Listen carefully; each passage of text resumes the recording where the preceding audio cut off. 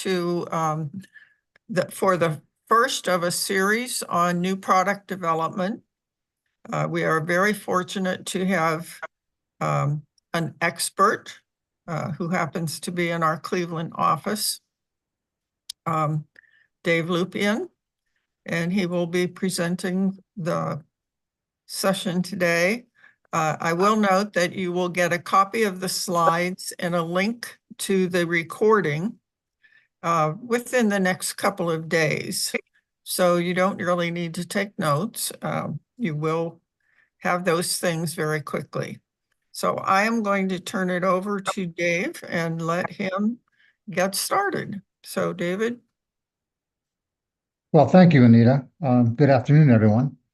I'm going to do a couple slides on who SCORE is and what we do. I know some of you may already know this, but worth repeating. Our mission and values, as everyone knows or should know, we foster small business growth, and we aim to give every person, whether it be a fresh startup with an idea or an existing business, the opportunity to work with us and have their business partnered with somebody who can have been experienced for years in that category or industry that you participate in. Our services are free. We're a division of the SBA. The SBA is funded by Congress, and all of our work is given to you at no charge, which is quite a deal considering some of the experts that are on our staff. Cleveland SCORE, for example, we have 90 volunteers now or greater. The slide's a bit dated, but we started over 225 new businesses in 2022. We created jobs and provided services that have helped people in 7 counties around the city of Cleveland. As I said, these slides are a bit dated. This is from 2022. We won Chapter of the Year award, and we're quite proud of that for everything that we've done and contributed to this economy.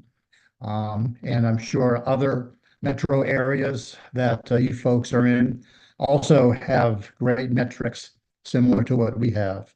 And I hope everyone is enjoying the services of those particular chapters. So a little bit about me. My job at Pennzoil, BASF, Scott, and Blue Coral, excuse me, was to find the good idea and then turn that good idea into a product that the company can, increase revenue with. I had the opportunity to work with marketing and sales. I am a chemist by training.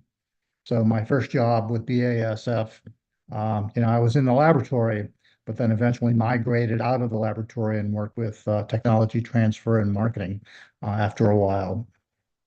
Currently, I work with all of the economic development folks here in the city of Cleveland.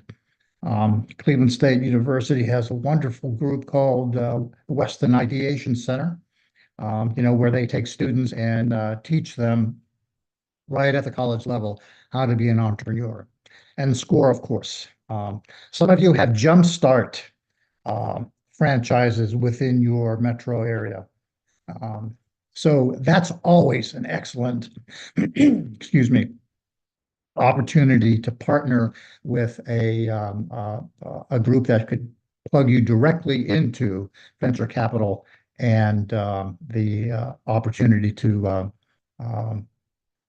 be lent money.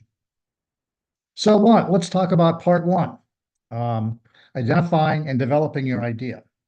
I developed this presentation with the idea that I want to talk about 3 parts of a total playbook of new product development. Number 1 is what we'll talk about today, and that's identifying the idea, and then using that idea to vet, or using techniques to vet that idea, I should say. Next week, we'll talk about developing, actually producing a prototype. If it's a physical product, we'll talk about that. If it's a service, we'll talk about how to lower your risk and um, um, get your service in front of people to determine if it's a good fit for your business. Then lastly, the commercialization aspect. Once we have developed something, we want to sell it and we want to make money. And as I said, some of my background has been with sales and marketing, and show you hopefully some tricks of the trade there. So today we'll talk about service-based businesses, physical product-based businesses, um, whether it be B2B, business to business, or B2C, business to consumer. I also want to, mention software and apps, social enterprises, medical devices, and something called fintech. I just completed a project with a large Fortune 500 that is an insurance company, believe it or not, who would like to get into fintech. Fintech is financial technology and the ability to use various techniques such as AI or blockchain to expand their business. In this particular case, this insurance company was looking at home equity lines of credit. The NPD universe is large. New product development encompasses the entire economy, whether it be um, physical based or service based. So, new product development usually is focused on the entrepreneur or the Fortune 500. And I'm going to separate this right now because most of you out there are entrepreneurs and you're concerned about speed to market uh, and minimizing risk. So, I have a yin and yang there because there is a blend of the ability to get to market quickly, excuse me, while minimizing your risk. The Fortune 500s do not want their name, on the front page with making a mistake in launching something that may harm people or that may not be completely, um, um, finalized. The entrepreneur, on the other hand, needs to make money, needs to pay bills, concerned about cash flow. Getting to the market quickly is of utmost importance. Uh, the secret here is both, whether it be an entrepreneur or a Fortune 500, uses techniques from each other. They borrow from each other, and we'll talk about that. So, how do good ideas originate? Well, sitting at a stoplight, certainly. I'm sure all of you have seen ideas come to you at the most inopportune time. I think we can really make money at this. So we'll talk about how we can vet that idea. Entrepreneurs immersed in their businesses who already have a business and think about it daily uh, have these ideas. And lastly, the big guys do something called white space analysis. And I'll show you what that is. Larger companies, I've said, do the white space. It's a very simple concept. You hit them where they ain't. And you have this opening in the market. And generally, if you take your time and do this right, your product will succeed. That's why, the folks over in Silicon Valley, Fortune 100s, they spend so much time finding out what this white space is by doing these four basic things. You understand the competition and their pricing. There are teams in marketing whose responsibility is just simply to watch the competition. Boy, societal and business trends, always important. Current technology. I talked about fintech earlier. How can we use AI, for example, to improve our ability to get in front of the customer and to determine what the customer wants? And finally, customer input, actually talking to people, whether it be B2B or B2C businesses. There's always somebody in front of a customer trying to find out what I just talked about, the trends, their pricing. Um, you know, um, the category pricing. This input is all cranked into developing the new product. Now, here the kicker is, if you're an entrepreneur working by yourself, you don't have these departments that you can work with. You don't have operations and marketing and sales meeting with you every Tuesday to talk about the opportunity to develop a new product in this category. You are an entrepreneur. Um, here's the stage gate process. This is why it takes so long to develop something at a Fortune 500. Their main concern is to minimize risk.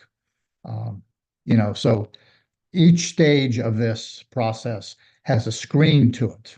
So you complete your scoping, your fuzzy front end, then you have to get in front of a committee, generally your boss and some other folks, at the gate, then they give you a thumbs up, then you move to the next case. Yeah, I like that idea. Let's build a business case.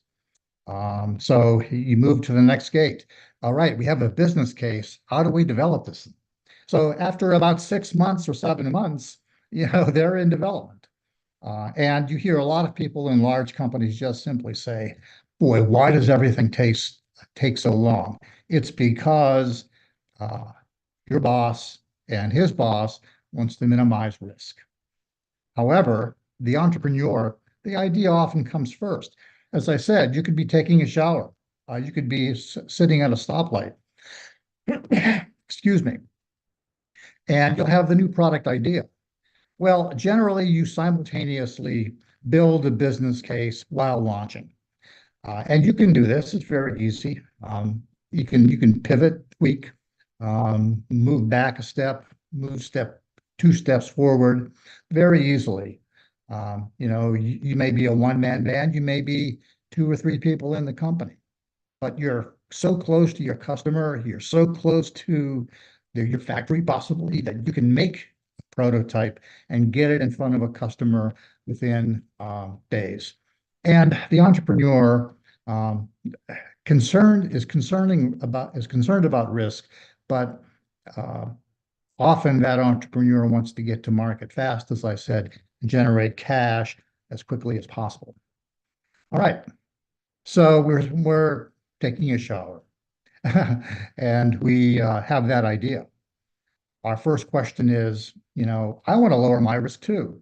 I don't want to spend a ton of money developing this prototype and have it fail. I want to improve my chances of success as much as possible. So let's go through a checklist of things that any SCORE mentor would talk to you about. And if you were to be my client and I were to be your mentor, I would go through this checklist.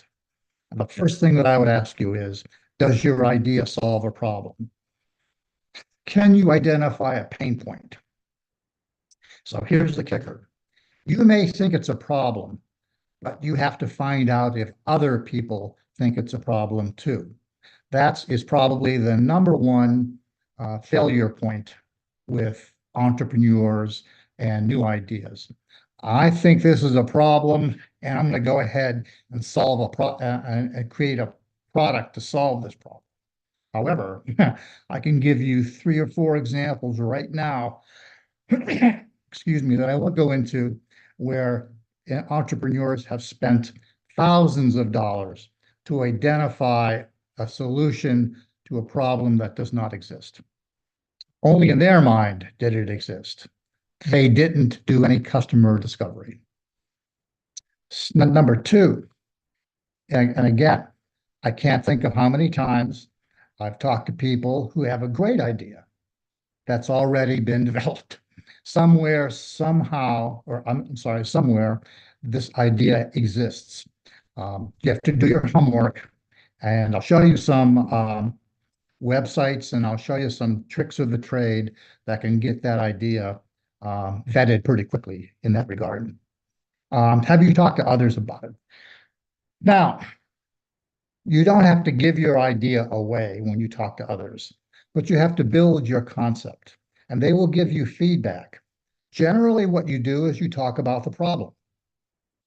And that's surely one way to find out if others view the problem the same way you do. Uh, is it a pain point for them? It's certainly a pain point for you. So as you talk to others, you develop the concept further and you build the concept into something tangible that you believe can make some money. And again, it becomes down to effectively describing it. What I advise people to do is to write down exactly what you think the problem is and exactly what you think the solution is, because that is the basis for either the 11-second elevator speech that you're going to have to develop when you do your pitch deck, or it could be the foundation for writing up your patent or creating some IP around your idea. Now, also, 10, ask yourself, I meant to then ask yourself, do you have a platform or a product? And here, I'm going to talk about a little bit further down the road here, the difference between a platform and a product. Investors love to see platforms. When they see an individual product, they're not so turned on with that, because if that product fails, what do? How do you fall back and create something else? Or can you tweak and pivot? Generally, a platform or um, you know, a basis of knowledge that you're operating from, or a secret insight, or a secret sauce in some aspects, can produce other products. And lastly, is this product unique or is it useful? And what is the level of innovation? Generally, usefulness trumps uniqueness. Um, if it's useful, but not very unique and not very patentable, chances are it's still a good idea and a good product and should not dissuade you from moving forward in the development or commercialization. So I'm going to give you some never fail concepts that if you're thinking about these things, chances are you're going to succeed. Chances are you're going to make some money. And I'll start with number one, which is the strongest of all plays, as we call it. Anything that saves time. How many products out there are two-in-ones? Shampoo and conditioner, for example. Anything that saves time and gets you to your result quicker. Always a winner. Anything that increases personal or family safety, that's kind of a no-brainer. Many products out there, you see them on TV all the time. Anything that makes my job easier. Usually, excuse me, this is in household or, maybe crafts, lawn and garden, anything that makes my job easier.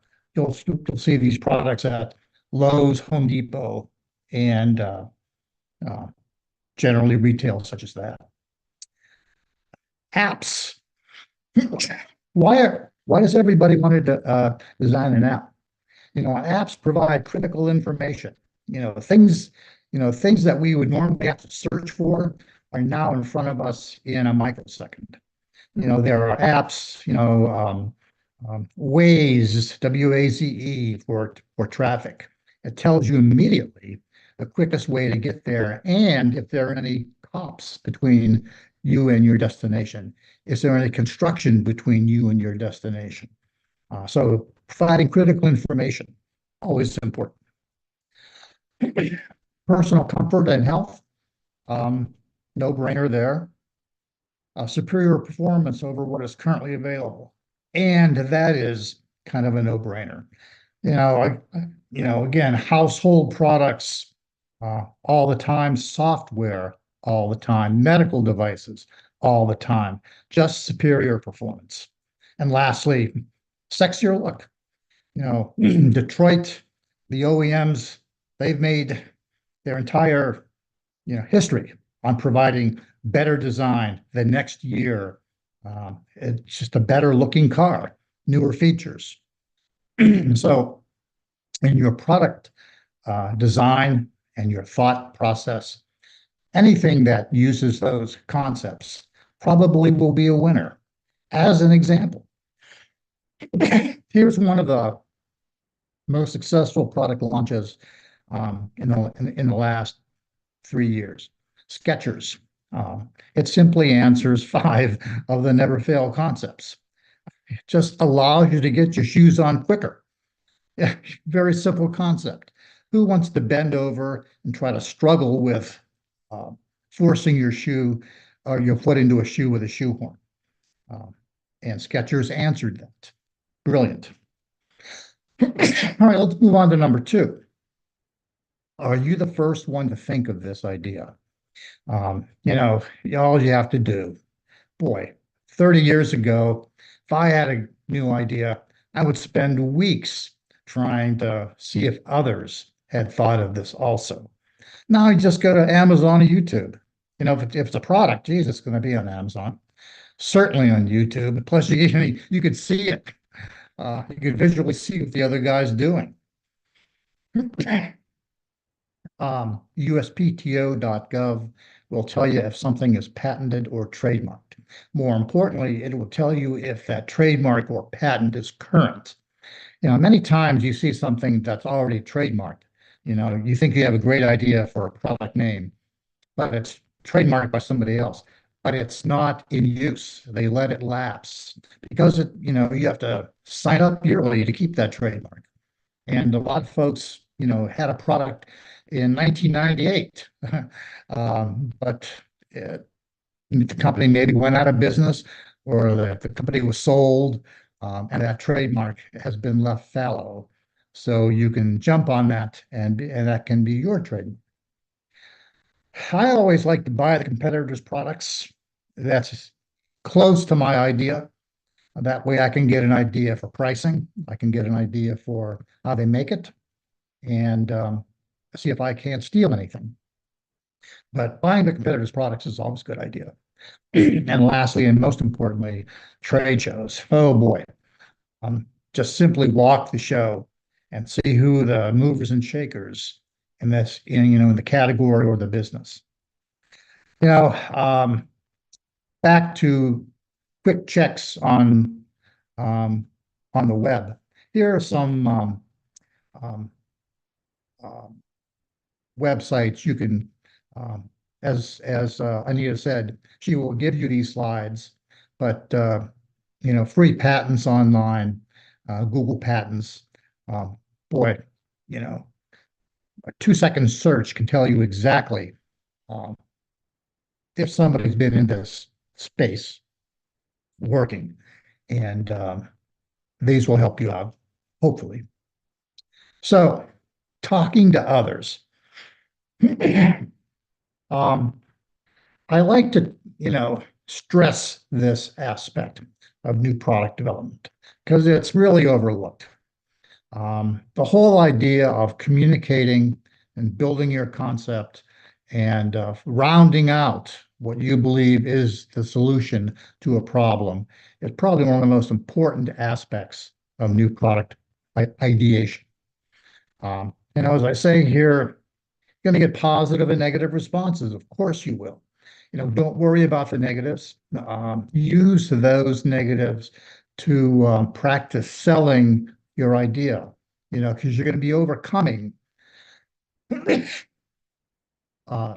comments and remarks from buyers, customers, and you want to practice selling your idea because you're going to eventually get to your 11-second elevator speech.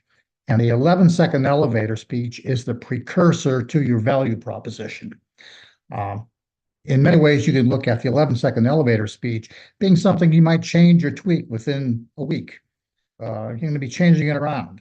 But the value proposition is something you want to put on your website.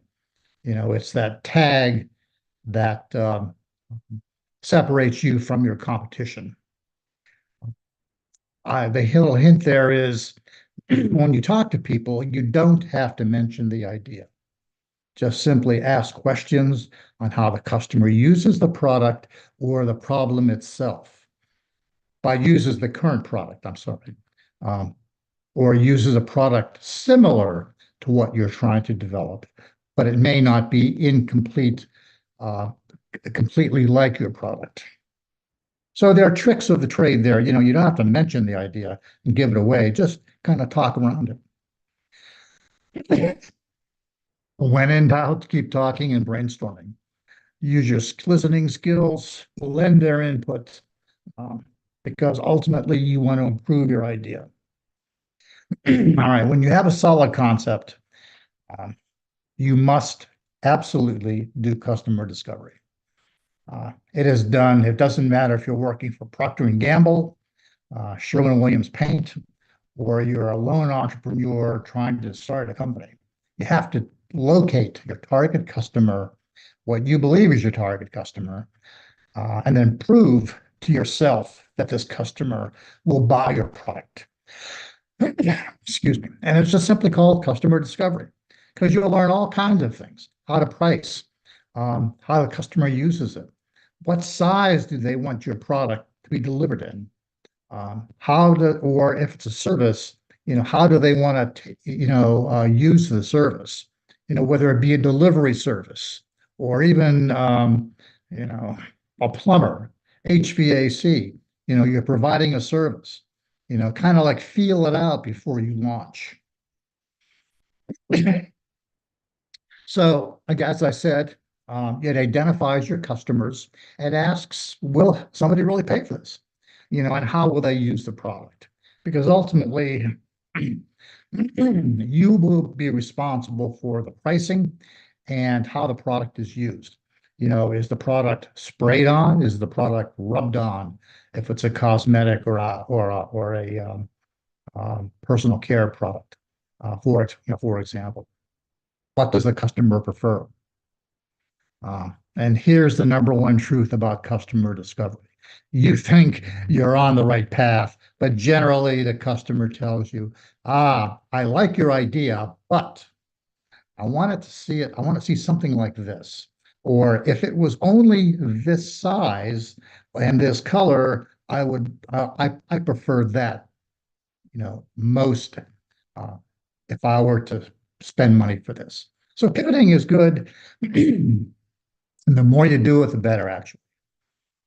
So, a customer discovery process. Very simple. Find, 20. Now, the more the better. But actually, 5, 10 potential customers will work too. Prepare 5 to 10 questions on the problem or the current state of the existing products that they're buying. For example, kitchenware comes to mind. If you've developed a better way to peel garlic, just simply ask some chefs, how do you peel garlic? Well, what are the problems? Do you wear gloves to prevent the garlic from getting into your, under your nails and having that odor with you for days? Tell me about your process. And you just simply stop when you keep getting the same answer. At that point, you're going to be figuring out, these are my features, these are my benefits, and I'm starting to come upon commonality in my value proposition. Um, your minimum viable product, or MVP, is a term that new product developers use. You want to get to that point as soon as possible. That way you can build a prototype and then further your discovery with customers in product usage. And then you can talk about how much will it cost to build this product, or how much will it cost to enable this service. For those introverts out there, the bad news is, you know, you have to be comfortable in talking to strangers. In this particular example, these two young ladies may want to open up a vegan restaurant in this neighborhood, and they're just simply sitting at other restaurants, talking to folks about a vegan restaurant. As I say, want to begin about the problem, the current state, Um, how would solving the problem benefit a potential target customer? It will be something, it will be common for you to hear something completely unexpected. And you'll be walking home thinking, I didn't know that. Boy. And you got to rethink and think and pivot and eventually come to the, come to your epiphany. But it will take many discussions with potential customers. So, as I said, customer discovery will eventually give you a value proposition. And that value proposition is the reason why you make money. It's the shortest sentence or statement you can make with the greatest impact. And, you know, that probably is the best definition I've ever found for what a value proposition is. The shortest sentence with the highest impact. Here's an example. These two companies were recently launched 2023, I believe. Soul Insole. They want to compete with Dr. Scholl's, but Dr. Scholl's talks about comfort. These folks talk about foot pain. So they're simply stating, buy my product and I will alleviate your foot pain. It's a product similar to Dr. Scholl's. Nico Block, again, telling you it's 10 times more effective than trying to quit cold turkey. That's a value proposition. And ultimately, the best value proposition that I've ever seen is Shopify. Anyone, anywhere can start a business. How powerful and impactful is that? I mean, that's speaking to everyone who has an idea. I can start a business. Yeah, anyone. And I believe that's probably one of the most impactful statements, any startup can say when Shopify was a startup. All right. So writing down your idea. It may sound simple and trivial, but why is this important? For me, it organizes my thoughts and forces me to recognize my shortcomings or weak points in my description. Again, you kill two birds with one stone, starts the patent process. Ultimately, you're the chief salesman. Sorry, introverts, but you're the chief salesman. You might be the best software developer, the best coding person, but you're going to have to get out there and sell your app and explain the reason why your product exists. So your sales pitch can be started immediately. So do I have a platform or a product? So, as I mentioned earlier, investors and other people who want to invest in and give you money love platforms. A platform is something you can build other products off of. A good, a perfect example is operating systems. Garmin, uh, uh, Waze, Uber, all based off an operating system that is very similar, but different products. Some examples. I'm a chemist, so I use the example of adhesives, developed, in the 1930s. But, tape, stickers, posters, anything that can stick anything to anything. There's a company here in Cleveland called Avery Dennison that is $1 billion Fortune 500 that is made its money on turning adhesives into every product imaginable. Lithium batteries, don't have to say too much about that. They're everywhere. Lithium technology and ability to generate electricity from the use of lithium. Freeze drying, boy. When I think Charles Birdseye in the 1920s developed the ability to freeze and dry vegetables. Every frozen food in the frozen food section of the supermarket has a freeze drying concept or technology behind it. B2B or service businesses, it's the same thing. Personalized food choices. That's the platform for Subway, Chipotle, and many others. Um, we talked about geolocation operating system. Again, I'm a chemist, so I'll use a chemical example of surfactants. A soap, a detergent, particle dispersions, um, the ability to make concrete stronger, all originate from something called a surfactant. And that is, surfactants are a multi-billion dollar worldwide category.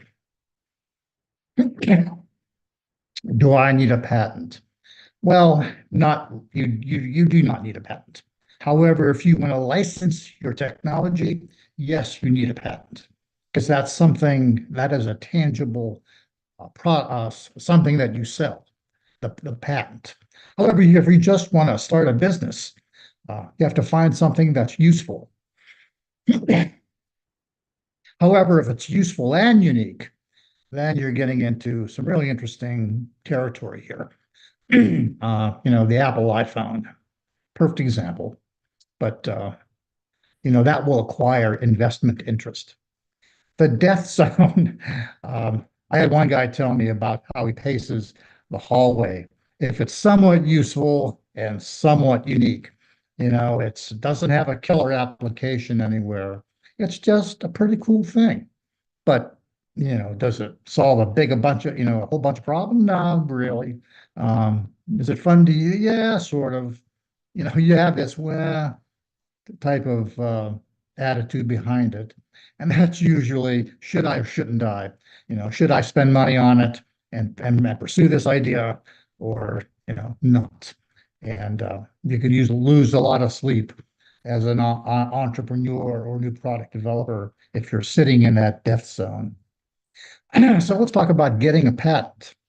Everybody likes, you know, this idea of getting a patent on something that they've invented.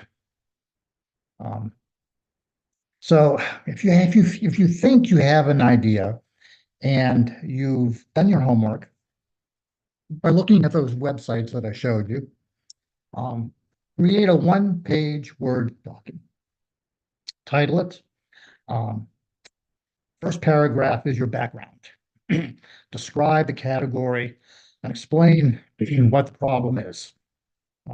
Then create your solution. That's the summary. Uh, you know, that paragraph's titled summary. Sign and date it and save it. Keep it on your hard drive and tweak it and play around with it and have it there because when you do go to a patent lawyer, that's the first document you give them. You've just saved yourself $200 because he's going to do that anyway. And you get him started or her started on the complete search for a worldwide infringement on your idea. Step two is then consider a provisional patent first. This is a very low cost way to, get in the game, plant your flag. This will give you a priority date. That means, if August 12th, 2024, it was your date of invention, anybody in July thinking of this idea would be blocked. It lasts 12 months, and you can say legally patent pending. And I say about 1,000 with lawyer fees, sometimes, 1,500 thereabouts. But it beats 15,000 for a full-blown utility patent right out of the gate. Consider online legal services. I would be careful here. Do not consider InventHelp or any of these for service for money services, where they would say, "Oh, don't worry about, patenting it. Come to us, we'll patent it for you, and we'll commercialize it for you." They just want to get your checkbook out. So be very careful here. Um, Design versus utility. Uh, I'll just say simply a design patent is not as strong as a utility patent because others can design around a design patent. But a utility, the ability to be the first to do anything in a category or industry, that's a utility patent. And you can't really design around it. And the lawyer will um, use his ability or her ability to uh, make that utility patent as strong and as broad as possible. I'll throw some do's and don'ts at you real quick. This is an entire presentation on its own, but I just want to throw these at you to make sure that you're thinking along these lines. A lawyer will, anytime you sit down with a patent lawyer, he'll preface any discussion with you by saying, is your idea non-obvious to those skilled in the art? If you're a chemist, for example, and you come up with a new formulation or a new chemical or chemical product, is it obvious or non-obvious to another chemist or to somebody who is skilled in the art of chemistry or the science of chemistry? So, as I said, consider a provisional. Um, Before you think about a patent, think about your commercialization strategy. This has to be part of it, because a patent doesn't necessarily mean you're going to make money from this product if you start commercializing it. If you want to license your invention, however, you must have a patent. So think about that in terms of, do I want to start a company and be responsible for people, uh, products, um, everything that is surrounding a company? Or do I just want to invent something and license it to somebody who can use the power of their market to make some real money? Endless examples here. And as I said, a presentation worth its own. The patent, the broadest utility concept, um, the patent lawyer will help you here. Use an NDA, a non-disclosure agreement, before you talk to anybody, uh, um, a vendor, a customer, um, because that NDA will protect you.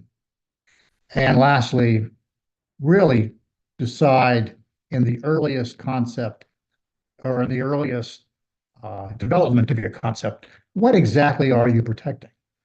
Is this a defensive uh, posture in your patent, or do you have something really worth protecting from the competition if it can be obviously copied? Design patents, as I mentioned, formula patents or process patents are easy to get around or outsmart, so you have to be careful here. Um, don't publicize your invention before you begin the patent process. If you have a pitch contest, as I said, or you're talking to vendors, um, um, be careful here. Don't publicize. So congratulations, you now have all the pieces I think that you need to begin a new product development project. I think it's time to call score. They will help you. There are mentors out there like me that will, challenge you and will guide you and work with you to get your concept as sharp as possible and let you put your best foot forward to getting that product developed. For those of you in the Cleveland area and other metro areas, whether it be Columbus, Cleveland, Michigan, Pittsburgh, have landing sites for their individual SCORE offices.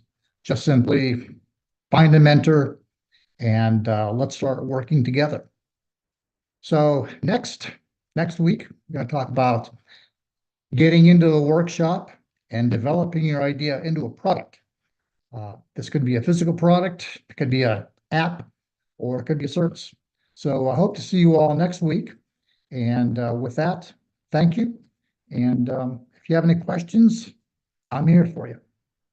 Okay, so far I see one question. Well, actually two. What forms can an MVP prototype take for a new service concept for testing purposes? So I understand it. It's a service, and you want to settle on a minimum viable service. Um, okay, well, I guess you would treat it much the same way that you would treat a physical product.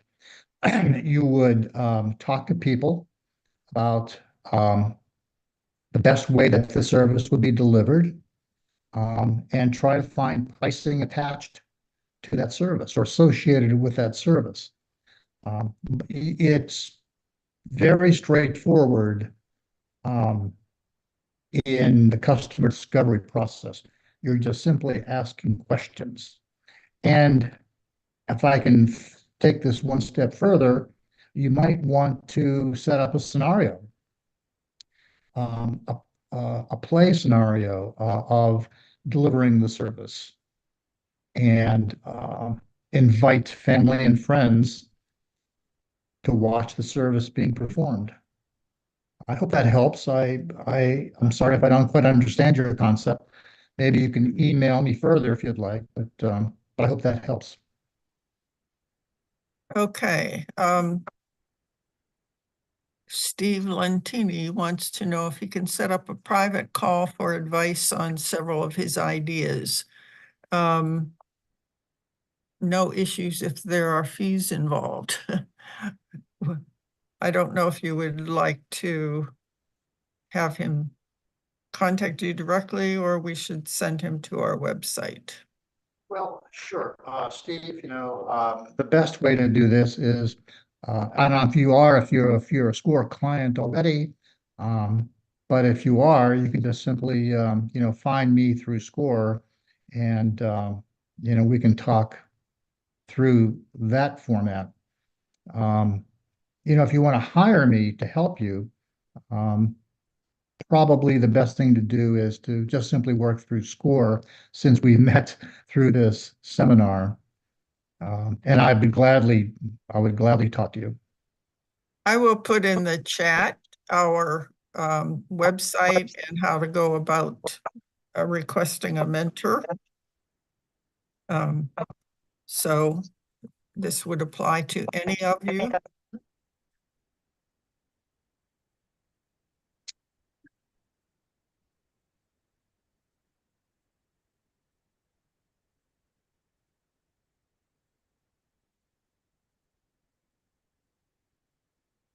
Okay, let's see. We have other questions. Why not design formula patents? Um, why not design formula patents? No, you can design formula patents. I have many formula patents. Um, the bugaboo with the formula patent is the lawyer will ask you, can this be accomplished through other formulations that are similar to yours, but not covered in the claims? And that requires work, trial and error. You have to prove to the lawyer that your formula is the only formula that can accomplish the results. Now, can other people design around that formula? Yeah, they can, maybe a year from now, there's something developed or invented that allows that product to be developed, not using any of the components that you have in that formula. So again, the caveat there is a lot of work has to go into proving that only this formula can deliver the results desired. Okay, how would you engage a licensed engineer in the design of your product? You need them to sign off on products used with the public. From what I understand, how to engage a licensed engineer. Oh, how to find an engineer to help you with your product. Um, the first thing that I would do is go through a university. Um, and for example, here at Cleveland, we have something called ThinkBox associated with Case Western University. In any metro area such as Pittsburgh, you have Carnegie Mellon. Um, in Columbus, you had Ohio State, of course. So any university that has a strong engineering department, you would start there first. Then, actually, if you network enough, you could maybe find a retired engineer in your field that could help you also. But I'd start with the university for sure. Okay, I think you have answered all the questions.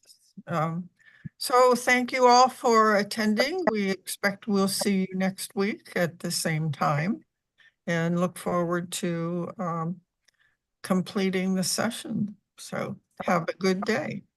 And Yes, thank you, David. everyone. Bye.